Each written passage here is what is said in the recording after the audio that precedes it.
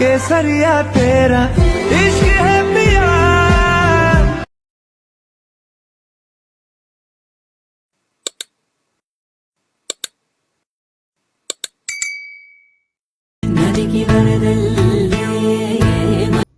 రఘు ఇచ్చిన ధైర్యంతో కొలిక్ హెల్ప్తో ప్రాజెక్ట్ని ప్లాన్ చేస్తుంది. మొదటి ప్రాజెక్ట్ మ్యారేజ్ ప్రాజెక్ట్ కావడంతో మన పూర్వీకుల సాంప్రదాయాలను పాటించి ఎలా అయినా సక్సెస్ కావాలని అనుకుంటుంది. ప్రాజెక్ట్ సక్సెస్ కానివ్వకూడదని మేనేజర్ ఎన్నో ఆటంకాలను అడ్డంకులను సృష్టిస్తాడు. ఆ ప్రయత్నాల వలన సీత టెన్షన్ పడుతుంది. కానీ టెన్షన్ పడినంత మాత్రాన దీనికి సొల్యూషన్ రాదు అనే ఆలోచనతో అన్నింటినీ ఎదుర్కొంటుంది. అన్ని అవరోధాలను అధిగమించిన సీత ఈవెంట్ని విజయవంతం చేస్తుంది. మరుసటి రోజు ఆఫీస్కి ఒక కాల్ వస్తుంది. సంపత్ అనే వ్యక్తి కాల్ చేసి మాకు ఒక ప్రాజెక్ట్ ఆర్గనైజ్ చేయండి, మీకు ఓకే అయితే ఎండీకి కాల్ కనెక్ట్ చేయండి, నేను అతనితో మాట్లాడాలి. అప్పుడు రిసెప్షనిస్ట్ ఎండీకి కాల్ చేసి ఒక ప్రాజెక్ట్ వచ్చింది, వారు మీతో మాట్లాడాలి అంటున్నారు, కనెక్ట్ చేయమంటారా sir? Okay, go head.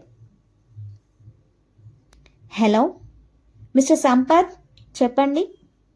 Hello sir, మీ ప్రీవియస్ ప్రాజెక్ట్ బ్యూటిఫుల్గా డిజైన్ చేశారు, సో నా ఈవెంట్ని అంతే బ్యూటిఫుల్గా డిజైన్ చేయగలరా? తప్పకుండా చేస్తాము. మీరు ఏ విధంగా డిజైన్ చేయాలన్నా మేము ఆ విధంగా డిజైన్ చేస్తాము. మీరు మమ్మల్ని నమ్మి ఈ ప్రాజెక్ట్ ఇచ్చినందుకు మీ నమ్మకాన్ని నిలబెట్టుకుంటాము. సరే, అడ్వాన్స్ పే చేస్తాను. మా స్టాఫ్ వచ్చి మీ థీమ్స్కి తగ్గట్టు డిజైన్ చేస్తారు. ఎండి వెంటనే మేనేజర్కి కాల్ చేసి స్టాఫ్ అందరూ మీటింగ్కి అటెండ్ అవ్వమంటాడు. టెన్షన్తో స్టాఫ్ అందరూ వెళ్తారు. ఆ మీటింగ్లో ఎండి సీత గెటప్. భయంతో లేచి నిల్చున్న సీత క్లాప్స్ కొడుతూ కంగ్రాచులేషన్ సీత అని అనడంతో అవాక్కైన సీత. ప్రీవియస్ ప్రాజెక్ట్ డిజైన్ నచ్చడంతో మనకు ఇంకొక ప్రాజెక్ట్ వచ్చింది, ఈ ప్రాజెక్ట్ని నువ్వే డిజైన్ చేయమ్మా అనడంతో సంతోషించిన సీత. ప్రాజెక్ట్ సక్సెస్ అయ్యి మరొక ప్రాజెక్ట్ డిజైన్ చేసే అవకాశం రావడంతో కొలీగ్స్ అందరూ కంగ్రాచులేషన్ చెప్తూ చాలా హ్యాపీగా ఉందంటారు.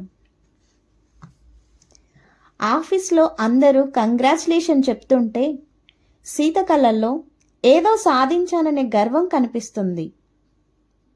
ఆ గర్వంలో నన్ను నేను ప్రూవ్ చేసుకున్నాను, కేవలం ఇంటి పనే కాదు ఒక ప్రాజెక్ట్ని సక్సెస్ చేశాను అనే కాన్ఫిడెంట్ కనబడుతుంది. ఆ కాన్ఫిడెంట్తోనే ఈ ప్రాజెక్ట్ని సక్సెస్ చేస్తానని అనుకుంటూ ఏదో చెప్పాలనుకుంటున్న సీత.